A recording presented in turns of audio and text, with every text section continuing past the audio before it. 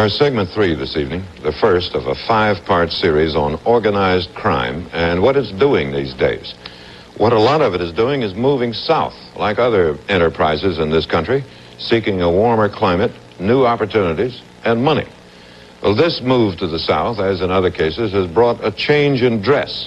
The double-breasted blue suit, the white-on-white shirt, the silver necktie, and the pointy black shoes are replaced by sporty clothes. Yellow pants, cardigan sweaters, and coconut straw hats. Here's Brian Ross. Southern Florida, along with many Americans, the leaders of organized crime have moved south in the 1970s. Some people come here to retire. The mafia has come here to work. Sam the plumber DeCalvacanti, 65 years old, a mafia don from New Jersey. DeCalvacanti has told authorities in New Jersey he's too sick, too nervous to answer questions. And he has to take it easy in Florida. But for a sick man, DeCalvacanti has a busy schedule. He drives his own car. And almost daily he comes here, the Miami Heart Institute, according to Dade County detectives, a regular meeting place for a number of organized crime figures. DeCalvacanti's car is parked for him in a doctors-only space. And on this day, within a few minutes of the time DeCalvacanti left, at least 3 of his friends were seen leaving. Many of the men who used to meet on street corners in Brooklyn or Newark now meet here. In Florida, DeCalvacanti is a don among dons, a boss among bosses. Robert Shevin is the Attorney General of Florida. At least 17 of the 27 major organized crime families are located in Florida, and we have probably well over 1,500 major organized crime figures who have come to Florida. A lot of them were here before, but many more have come since 1969. I think we've either tripled or doubled the number of organized crime figures in Florida since 1969. Organized crime families, once centered in the big cities of the north, are now on the move, south and west. The mob is moving away from its old rackets in its old territories and investing in many new businesses in many new places. In convention cities like Atlanta, the mafia is putting its money in nightclubs and sex businesses. The mob is baking bagels and is putting money into fast food franchises. In city after city, the mob is using profits from street rackets to move into a number of businesses: banking, cigarettes, trucking, shopping centers, clothing, construction, cable TV, even cheese. And mafia domination in 4 big unions is being investigated by the Justice Department. In the Teamsters, the laborers, the restaurant workers, and the International Longshoremen's Association. Federal organized crime prosecutors say today's mobsters are seeking the appearance of legitimacy in unions and businesses. The days of the big gangster and all these trappings will go along. They figure they've got to stop. They're big, still that powerful, and they still have their money, and they still have their powerful means. But the more that they can look sophisticated and businesslike and not attract attention, the better it is for them. So after all, organized crime is a business, and any big corporation certainly wouldn't want its major officers creating big scandals and being the center of a lot of publicity. So far in Florida, and the other places where the mob has moved seeking a new identity, police have been able to do little more than watch. The man under surveillance this night in Miami was Joe Paterno, identified as a capo, a captain in the Gambino Mafia family. Another night in Hollandale, Florida, a police tow truck ripped the door off this building.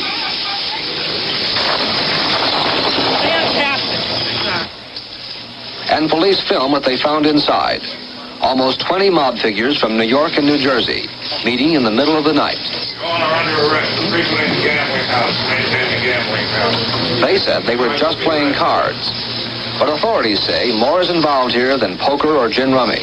And the governor of Florida has ordered a statewide grand jury to find out what the mafia is really doing in Florida. Southern Florida is more than a playground for the mob. It's an important business center. a center for a criminal organization that had its roots in Europe and came to full power in America. By whatever name it's known, the Mafia, La Cosa Nostra, the Syndicate, this criminal organization controls billions of dollars and touches the lives of all of us. During the rest of this week, we'll report on how the mob operates, how it runs its rackets, how it takes over legitimate businesses and drives up prices, and how it protects itself from the law.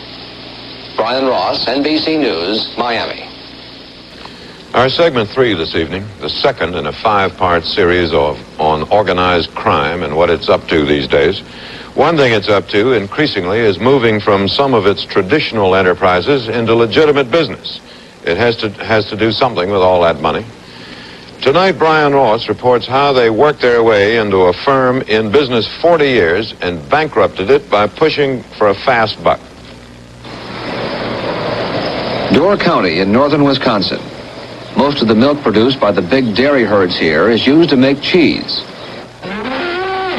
Until last year, dairy farmers here never thought organized crime could be one of their problems. Milk prices, that's a problem. Sick cows, bank loans, the weather, but not organized crime. So when some new people from New York started showing up at the cheese factory in town, Badger Cheese, no one thought much about it.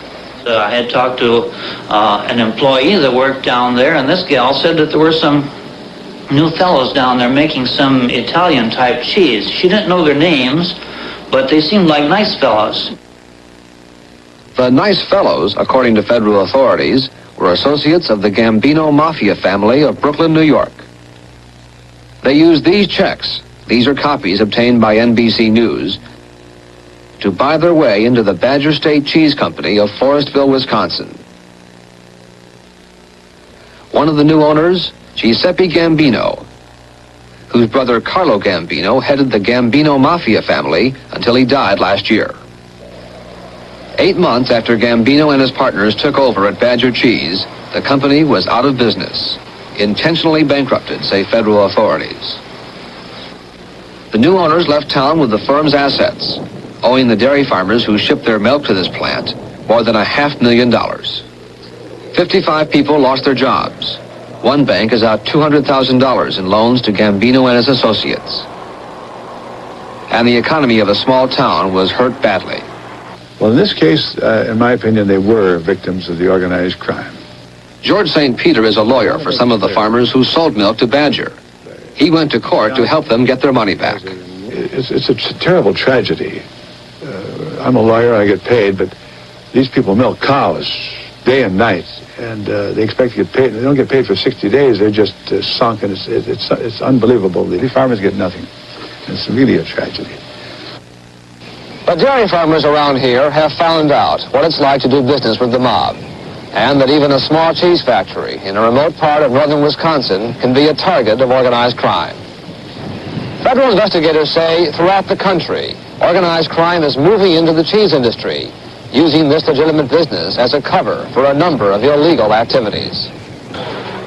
On the East Coast, pizzeria owners who want to stay in business have to buy mafia-produced cheese at inflated prices set by the mob.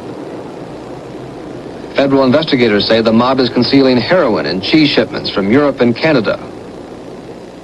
And through what is believed to be a virtual monopoly of the companies that produce and import Italian cheeses, the mob has been able to get immigration approval for Sicilian gangsters who come here posing as cheesemakers. In one case, in 1971, legislation was introduced in Congress on behalf of a cheese company with ties to organized crime to help keep one of its cheesemakers in the country. In the House, a bill was introduced by then-Congressman Gerald Ford. In the Senate, by William Proxmire of Wisconsin. Both Proxmire and Ford said they were responding to a routine request from a constituent. Neither bill was passed. Organized crime investigators say there was a huge mafia cheese conglomerate in this country, and they drew this chart to trace the mob's ties to the cheese business. It is a classic case of how the mob infiltrates a major industry, investing money made from loan sharking, narcotics, gambling, and in some cases, there have been murders. The California Cheese Company of San Jose, California. Last October, one man was shot and another killed in what federal authorities say was a mob dispute over how to cut up the profits from the cheese company. The president of California Cheese has been charged with murder in the case.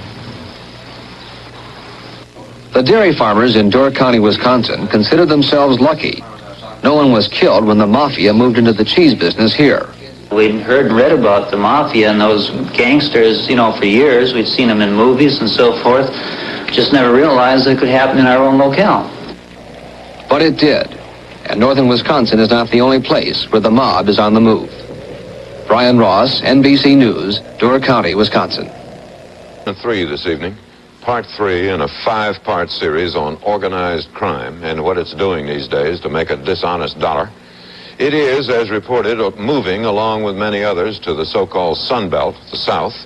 It is increasingly pushing its way into legitimate businesses, robbing them blind and leaving them bankrupt. And, as Brian Ross reports tonight, loan sharking. If you borrow money from them, they will wind up taking everything you own down to your socks. This is Meyer Lansky, the financial wizard of the American Mafia. More than anyone else, Lansky has made organized crime in this country a big, well-run business. These days, he is rarely seen outside of Miami Beach. Lansky is the short man on the left in this surveillance film. Under Lansky, the mob has shrewdly invested its money. International drug smuggling operations, offshore banks, legitimate businesses. A wide range of complex criminal financial dealings. But as sophisticated as Lansky has made organized crime, police say he spends most of his time with gamblers, bookies, and loan sharks. Lansky has not forgotten where the mob gets most of its money. It gets it where the action is. It gets it here. It gets it here. It gets it here. The mob likes sports and all that goes with it. Wherever there is betting, there is the mob. Even at racetracks where betting is legal, business is brisk for mob bookmakers who take bets on the track grounds. The bookmakers offer what the racetrack can't. If you win big, no one tells the Internal Revenue Service. If you lose big, plenty of credit from the mob. Mob bookmakers have a particular interest in doing business with professional people. Bankers, accountants, stockbrokers, lawyers. The bookmaker is looking for the man with the big job, who bets big, and if he loses, will be in big debt to the mob. I've known business people that had millions of dollars of business. This man worked as an enforcer for a mafia loan shark, known on the street as a Shy. He agreed to talk with NBC News on the condition his face not be shown. And the next thing you know, they were choking for the money. The bank couldn't give it to them, so they go to the Shy. The Shy just can't wait to get to them. And the next thing you know, they're in. They own the business. The guy's working for them at a salary. That's it. We did arsons on business places. Why? Because they were up there with the Shy. I would have to say, Brian, 99% of the things I did there was always a Shy connected to it. People who owed money to loan sharks. Right. And wouldn't pay or couldn't pay. Couldn't pay. There's no such thing as won't pay. Can't pay is different, but there's no such thing as it won't pay. This is an example of how the mob gets people in debt, deep debt. It loans out $1,000. The mob loan shark is happy to have you as a customer. The interest rate is 5% per week, $50 a week. If you can't repay at all, you just pay a carrying charge, also $50 a week, and the loan shark won't bother you. But while you're paying the carrying charge, the interest builds, $50 every week. At these rates, after a year, it's cost more than $5,000 to borrow $1,000. In the mob's hands, thousands quickly become millions. Loan sharking is a key to the mob's wealth. And the key to loan sharking is the mob's reputation. They know what happens if you don't pay. What happens? Break their legs. If it gets to the worst, they just be missing. You don't never beat the Shy. And Shies, loan sharks, have moved up from the street corner to the big time. Police in New York say this man, Anthony Fat Tony Salerno, has an estimated $60 million in loans circulating on the street. Federal prosecutors say they have had very little success putting the men at the top of mob gambling and loan sharking operations out of business. Up near the top is where we've got to be effective. That, of course, is a much tougher job because these ones at the top have insulated themselves. That's where you have to go to get the good sentences from the courts, and also that's where you have to go to cripple them in their operations.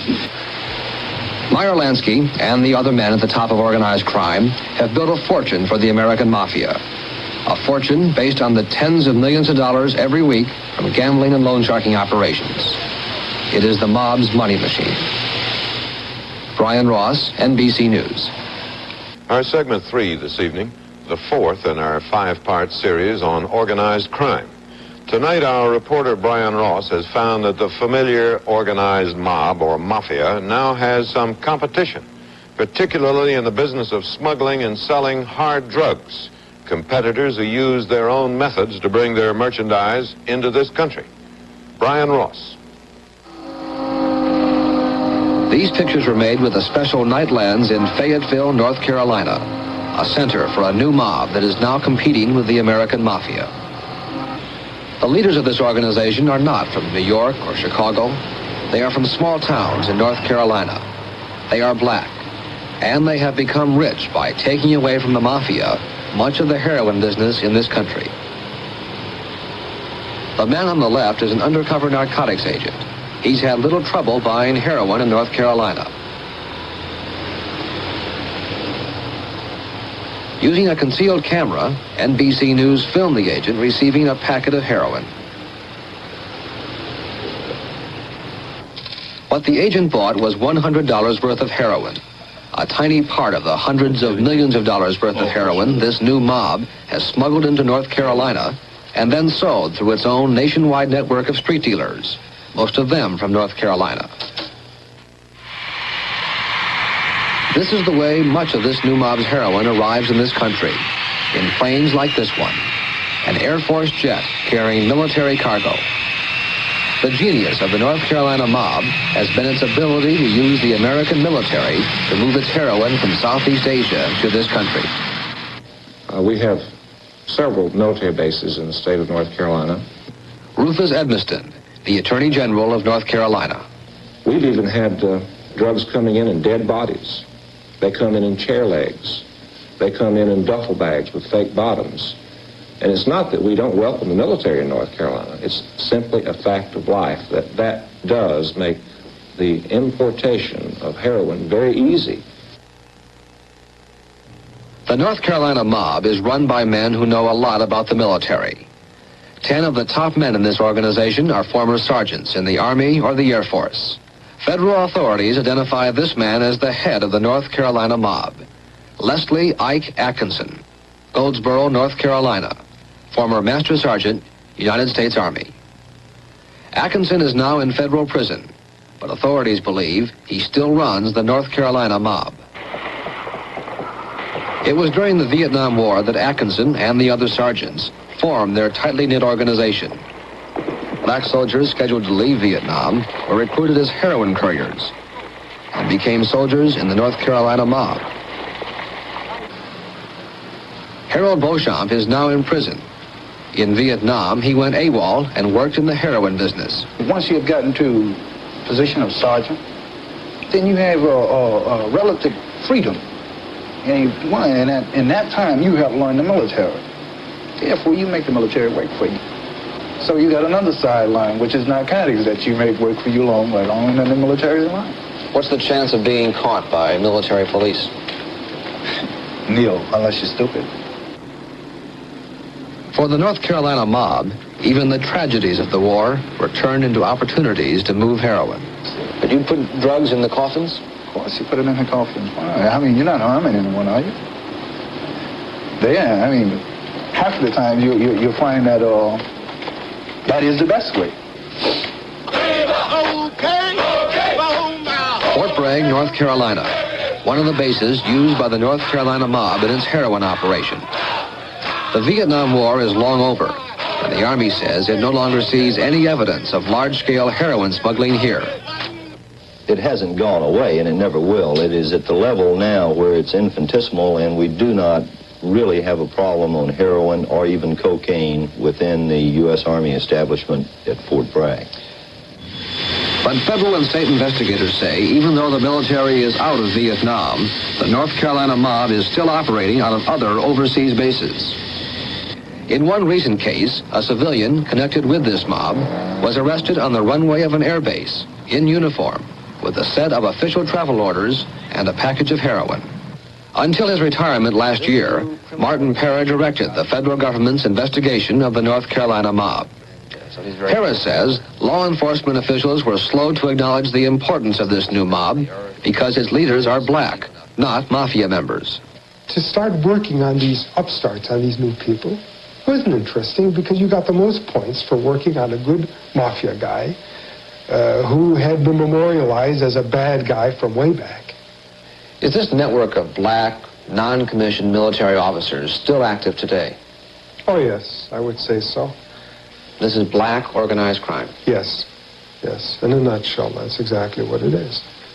There have always been blacks in organized crime operations, but never at the top.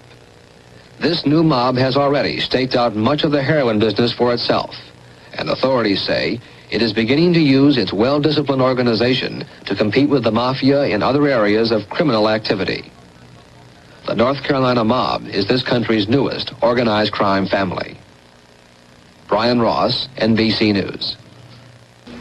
Our segment 3 tonight, the last in our 5-part series on organized crime.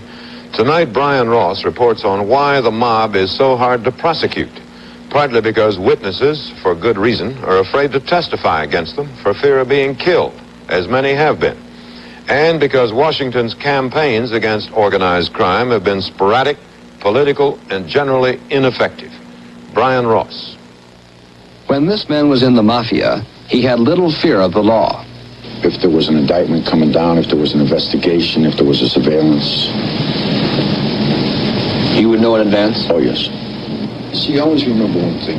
He is now a government witness, and he knows just how good the mob's information is. The prosecutor and the judge. While he was under federal protection, the mafia twice found out where he was and tried to kill him. In the last year, more than a dozen FBI mob informants have been killed. In case after case, the mob has done a better job of keeping people quiet than the government has of getting people to talk. The Garment District, New York City, long a stronghold of the Genovese and Lucchese mafia families, the people to see to do business here. When the federal government decided to move against the mob here 4 years ago, not one businessman would agree to cooperate with the FBI. The federal government has been able to do little to stop organized crime in this country. People fear the mob. And the government has often acted as if organized crime didn't exist. Well, Lasha testified this... Not since the Kefauver and McClellan hearings of the 1950s has Congress taken a hard look at the extent of organized crime in this country. Under J. Edgar Hoover, the FBI was more interested in bank robbers and auto thieves than in organized crime leaders. And until the mid-1960s, Hoover even denied there was a national organized crime problem. Under the Nixon and Ford administrations, the federal strike forces against organized crime were hampered by political interference from the White House and bureaucratic wrangling. 3 years ago, Liam Coonan, one of the government's top organized crime prosecutors, was sent to St. Louis to head a new strike force on the mob. Last year, with major investigations underway, Coonan's strike force was abruptly shut down over the protest of St. Louis authorities. When something is just arbitrarily abandoned with no explanation, it makes you wonder what's behind it. Why was it closed? Well, you know, I really don't know. I really don't know. I was looking for... Liam Coonan quit the government in protest. We had a break in stride. On top of that, you had somewhat of a sort of a vacuum of leadership, too. No one really knew where we were going. Coonan and others believe politics got in the way of law enforcement. The Ford administration said it was a question of efficiency. Whatever the case, the strike force in St. Louis and strike forces in New York City and New Orleans were closed last year, ending a number of organized crime investigations. Now there is a new administration and a new Attorney General. Attorney General Griffin Bell has ordered the New Orleans strike force reopened. Other strike forces beefed up. And he says the Carter administration is going to get tough on organized crime. By January, we'll have... The administration will announce its plan to fight organized crime soon. NBC News has learned it includes a top priority, concentrated effort against organized crime in 8 cities where the mob is considered strongest: New York, Philadelphia, Miami, Cleveland, Chicago, New Orleans, Las Vegas, and Los Angeles. The new effort will concentrate on mob infiltration of unions and business, particularly banks and insurance companies. Benjamin Civiletti, the Assistant Attorney General in charge of the Criminal Division, expects results soon. We think that there'll be enormous progress within 2 years, and we think that there is a chance within 5, 6, 7 years to drive organized crime away from legitimate businesses and unions, and to, in effect, liberate those operations and return them to the normal economic competitive marketplace. What the Carter administration is talking about is sending many powerful people to jail and shutting down what has become a very big business: organized crime. No effort in the past has succeeded, and to be successful now, the government is going to have to persuade many Americans who do business with the mob or who fear the mob that they no longer have to. That will not be easy. One final question. Do you think you're out of the mob? Do you think you're out of their reach? Think they'll ever get you? Well, if I have my way, I want to be around to collect Social Security. And if they have their way, after I leave you, they want to collect my body. Brian Ross, NBC News.